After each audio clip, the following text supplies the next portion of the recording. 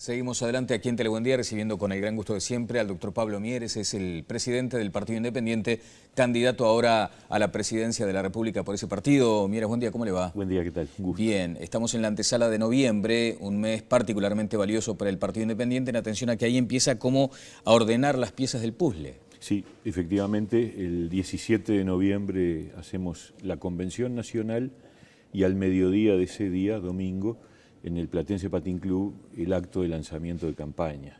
Este fin de semana tenemos un campamento de jóvenes, en fin, el partido está en plena ebullición, con mucho entusiasmo, arrancando una nueva campaña electoral. Una campaña que en lo previo, ¿cómo la observa? ¿Qué señales, qué síntomas advierte hoy? Bueno, yo creo que va a ser una campaña mucho más exigente y movida y, como dicen algunos analistas, incierta de lo que de pronto unos meses atrás parecía. ¿Incierta en qué aspectos, por ejemplo? Yo creo que incierta en cuanto a sus resultados. Yo creo que está claro que hay un desgaste del partido de gobierno, que eso tiene que ver con su gestión, con los resultados de estos 10 años de gobierno frente amplista. Yo digo, el gobierno de Frente Amplio paradójicamente deja pendiente una deuda social y también una deuda ética. Justamente en donde mejor se desempeñó es en donde de pronto un gobierno de izquierda tenía más interrogantes, que fue la gestión económica.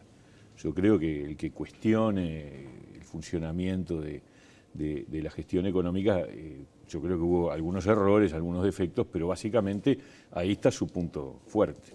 Ahora, en materia social, la educación es un desastre, la salud está mostrando graves problemas después de su reforma, la integración social no se ha recuperado, ha bajado la pobreza, pero seguimos teniendo un grave problema de integración social, la inseguridad, y después hay una deuda ética, porque yo creo que el Frente Amplio llegó al gobierno con una promesa de actuar de otra manera con respecto a lo que de alguna manera nosotros también cuestionábamos, que era los partidos tradicionales, el clientelismo, el favoritismo, el amiguismo, los acomodos.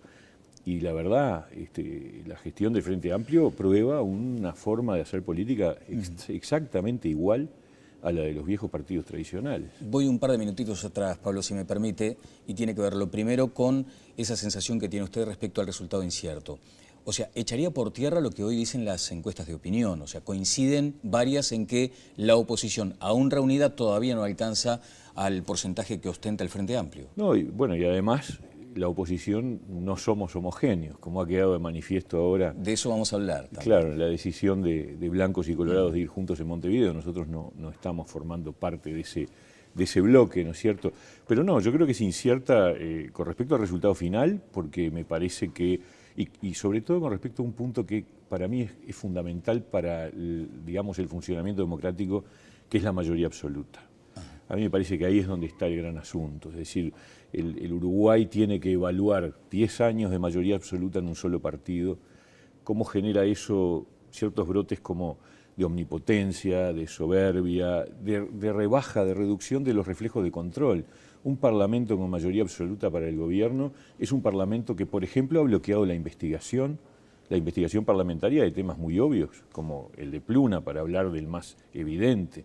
Es decir, pensar que todo lo que rodeó el caso Pluna, el Caballero de la Derecha, Cosmo, toda aquella historia tan truculenta, bueno, las garantías del Estado por la compra de aviones en la época de Campiani, todo eso no se llevó a una investigación parlamentaria. ¿Por qué? Porque el Frente Amplio tenía mayoría absoluta. ¿No es suficiente que lo tome la justicia, por ejemplo? No, claro que no, porque la justicia lo que puede determinar es si hubo conductas penales, ¿no es cierto? Pero la justicia no evalúa, digamos, lo que de alguna manera es la responsabilidad política y la responsabilidad administrativa, que son dos campos de responsabilidad importantes, pero que no necesariamente implican ilícitos penales. Pero esas cosas, políticamente, desde el punto de vista de la diligencia con que deben llevarse adelante los negocios públicos, es muy importante establecerlas, ¿no? Mieres, las mayorías parlamentarias son producto de la gente que va y vota.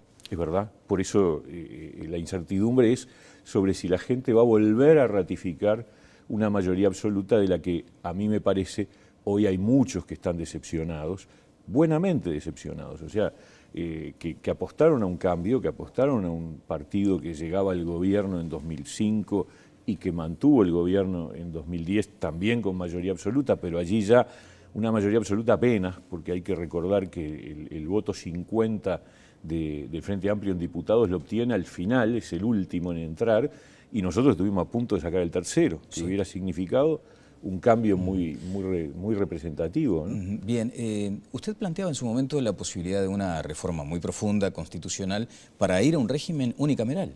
Sí, es verdad. Nosotros en el año 2004 presentamos un proyecto que tenía dos grandes objetivos. Proponer el parlamentarismo en lugar del régimen presidencialista que tenemos y eliminar el Senado e ir a un sistema unicameral. Bueno, el primer tema, que yo creo que es el cambio más hondo, es porque nosotros creemos que el Uruguay funcionaría mejor con un régimen parlamentarista, con un presidente y un primer ministro.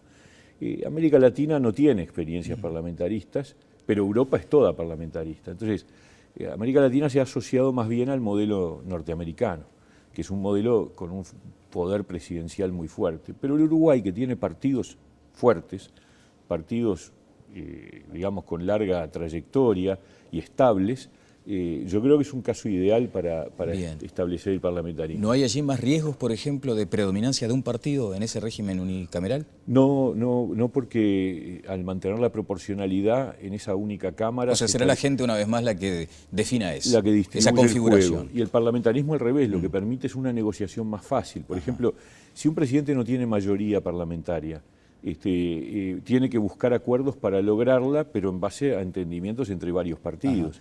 Y si esa mayoría luego se frustra o queda sin efecto, se debe buscar otra mayoría sin que eso signifique una crisis de estabilidad del gobierno, ¿no?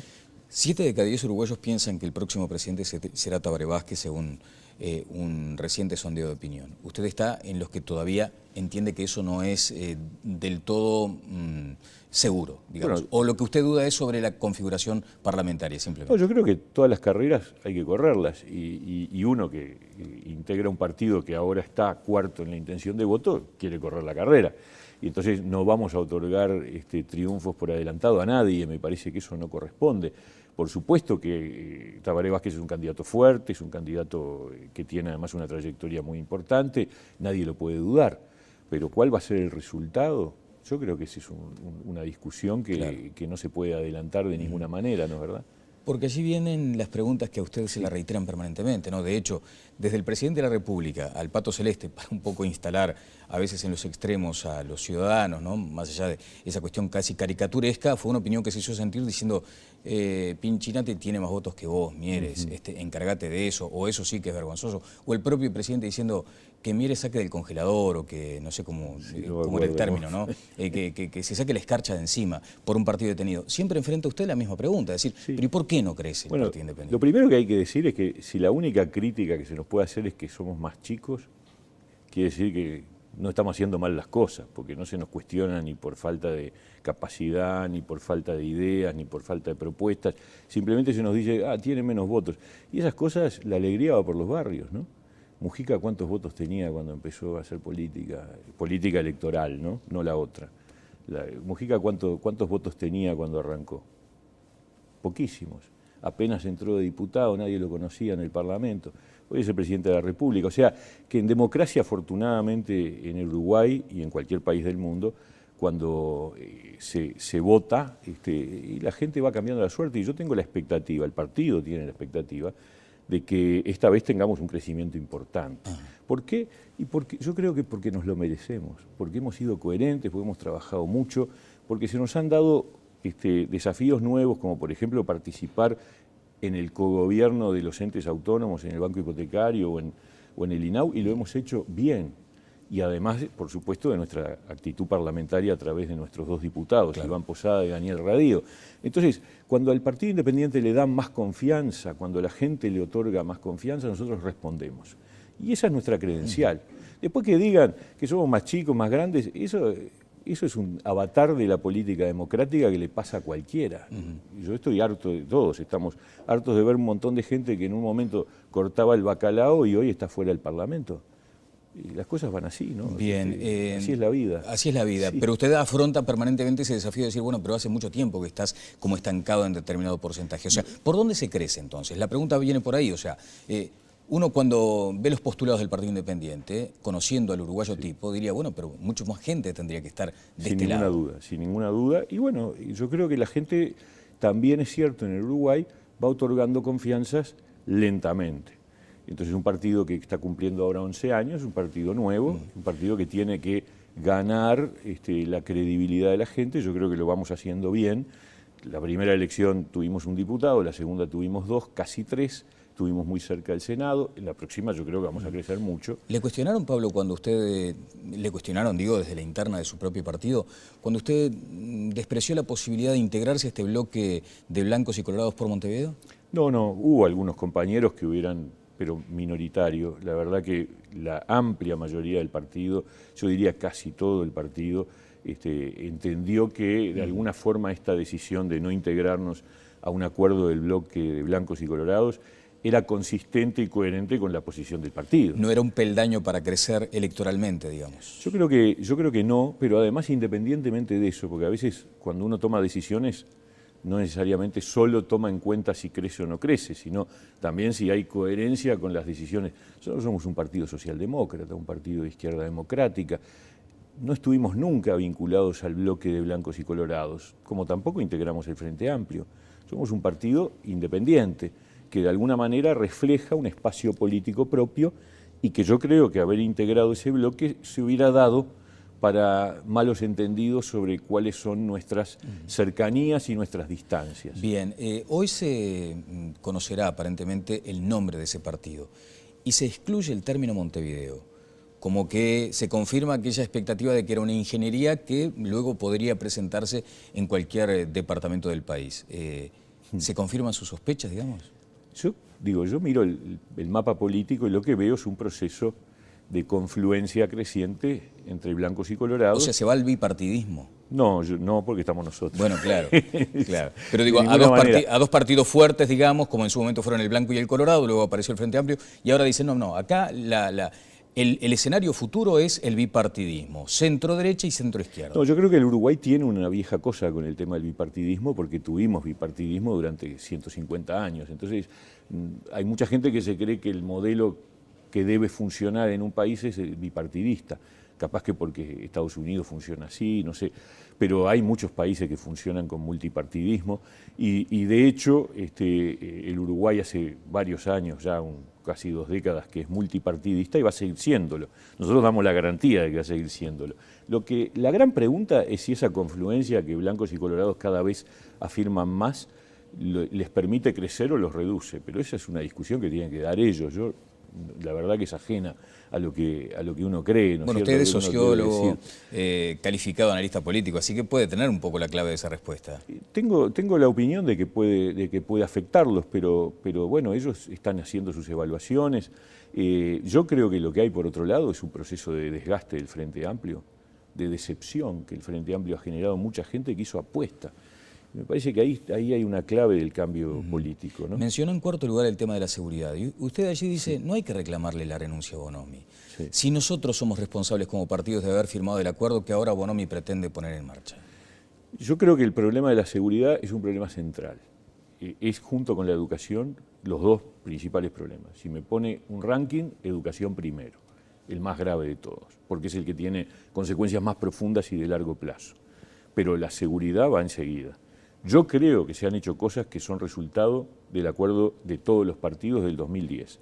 Pero digo, no creo, es una realidad. O sea, eliminar el servicio 222, aumentar los salarios de la policía, mejorar tecnológicamente y desde el punto de vista armamentista. Ahora, no ha obtenido resultados. Y yo le digo una cosa, yo lo que veo también es que la actual administración, la conducción del Ministerio del Interior está tratando de recuperar, digamos, la profesionalidad de la policía. Pero, yo siempre me pregunto por qué no hay una estrategia de guerra contra una de las claves del circuito delictivo que afecta el delito a la propiedad, que es la cadena de reducidores. Yo le digo la verdad, yo no entiendo por qué, porque los reducidores son claves. ¿Cuáles son los delitos que afectan más la inseguridad?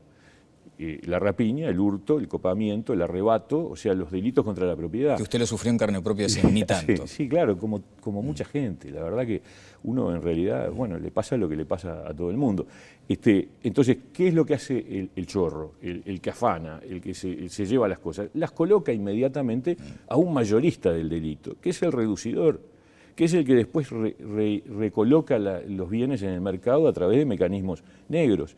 Y todo el mundo sabe quiénes son los reducidores, en cualquier barrio, en cualquier ciudad, la gente los conoce. Y yo me pregunto, ¿y la policía por qué no desarrolla una estrategia de desmontaje? ¿Y usted conoce alguno, por ejemplo? ¿Usted conoce alguno? Yo no conozco, no conozco. ¿No lo ha denunciado, digamos? No, si lo supiera lo denunciaría, por supuesto. Entonces no es tan fácil de saberlo. Bueno, yo creo que la policía, si no lo sabe, porque es una cosa que en general en los barrios, en las zonas marginadas... Lastima los ojos, digamos. Lastima los ojos, ¿no? Entonces esa es una pregunta que yo le tengo que hacer al Ministerio. Pero usted habla de la corresponsabilidad también de los partidos en esa materia, ¿por qué? Es que yo creo que a diferencia de la educación, donde firmamos no uno, dos acuerdos y se incumplieron, a pesar de que el presidente el 1 de marzo del 2010 dijo educación, educación y más educación, y después no llevó adelante los cambios y bajó los brazos y aceptó el bloqueo de ciertos grupos corporativos que son los que están trancando el cambio en la educación, en seguridad. La mayoría de las cosas que se hicieron, yo diría con mal resultado, con ningún resultado, es cierto. Ahora tenemos que interpelarnos todos, porque la receta la acordamos entre todos, y a diferencia del caso de la educación, en seguridad se aplicó, quizás no hasta el fondo, no todo, porque esta cosa que acabo de señalar es un debe, pero se ha trabajado bastante, ¿no? En educación, Pablo, ¿usted entiende que habría que ir a una suerte de acuerdo entre burócratas y políticos o generar otra conformación en la dirigencia de la educación? Yo creo que la conducción tiene que ser política. Política. Hay que poner especialistas después de asesores o quizás en algún cargo, pero la conducción tiene que ser política. Acá hay que dejarnos de jorobar con la idea de que la educación es un tema de los órdenes. La educación es una política pública, como la salud, como la vivienda. Entonces, a ver, la vivienda tiene que estar conducida por el ZUNCA y la Sociedad de Arquitectos o la Cámara de la Construcción. Estaríamos muy mal si fuera así. No, acá hay una conducción política.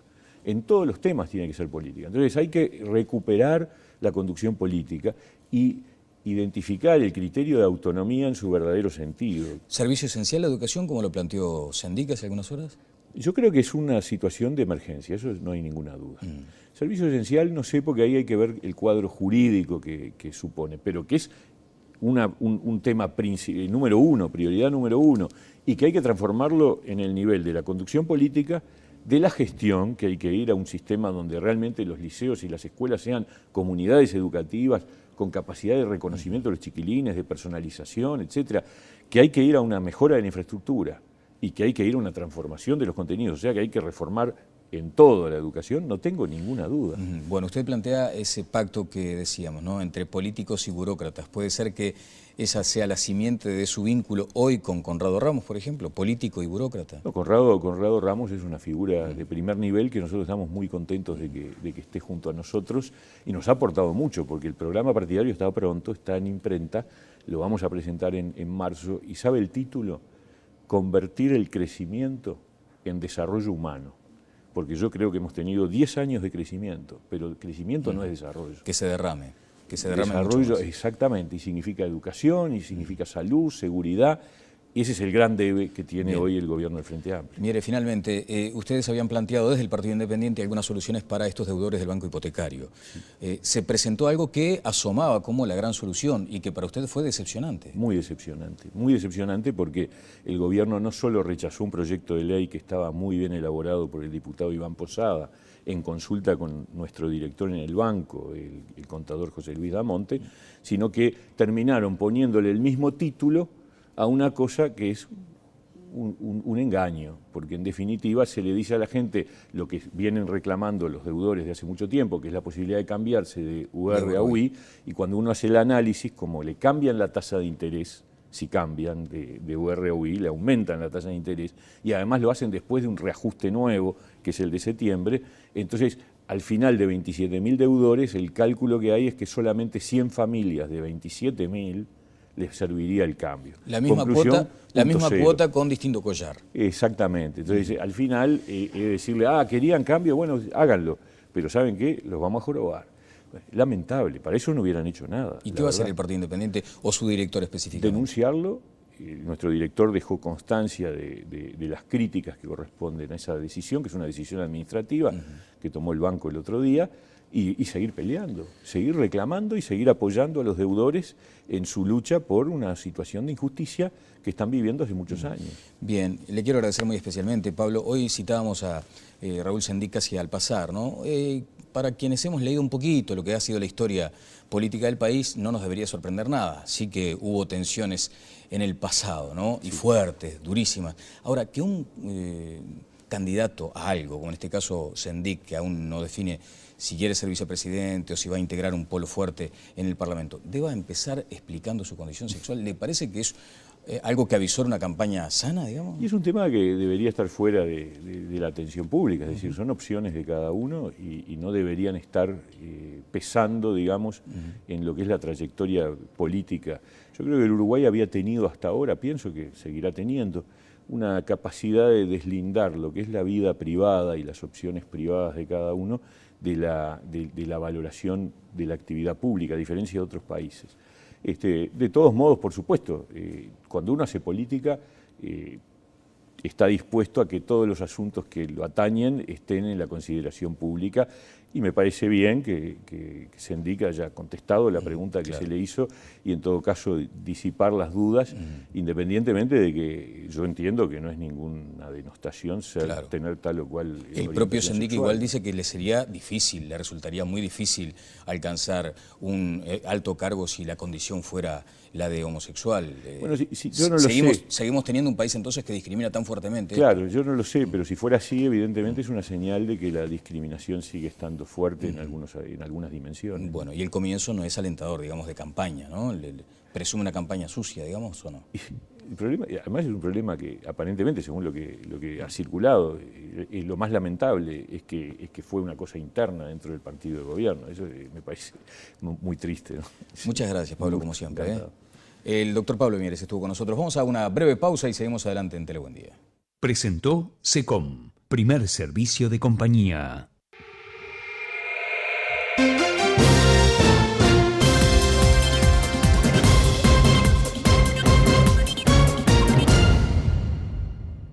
Club el acto de lanzamiento de campaña.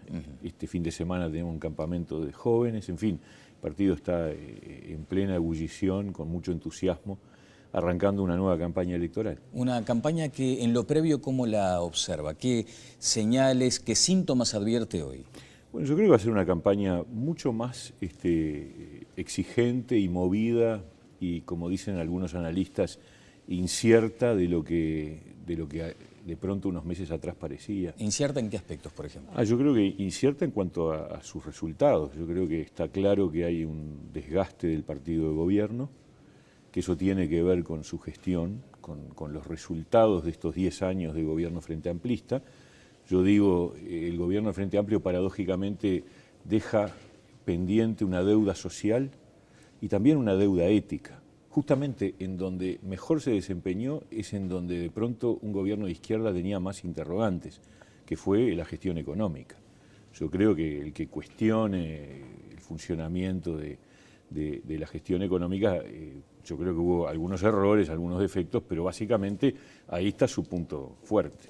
Ahora, en materia social, la educación es un desastre, la salud está mostrando graves problemas después de su reforma, la integración social no se ha recuperado, ha bajado la pobreza, pero seguimos teniendo un grave problema de integración social, la inseguridad, y después hay una deuda ética, porque yo creo que el Frente Amplio llegó al gobierno con una promesa de actuar de otra manera con respecto a lo que de alguna manera nosotros también cuestionábamos, que era los partidos tradicionales, el clientelismo, el favoritismo, el amiguismo, los acomodos. Y la verdad, la gestión del Frente Amplio prueba una forma de hacer política exactamente igual Seguimos adelante aquí en Telebuen-Día recibiendo con el gran gusto de siempre al doctor Pablo Mieres, es el presidente del Partido Independiente, candidato ahora a la presidencia de la República por ese partido. Mieres, buen día, ¿cómo le va? Buen día, ¿qué tal? Un gusto. Bien, estamos en la antesala de noviembre, un mes particularmente valioso para el Partido Independiente, en atención a que ahí empieza como a ordenar las piezas del puzzle. Sí, efectivamente, el 17 de noviembre hacemos la Convención Nacional y al mediodía de ese día, domingo, en el Platense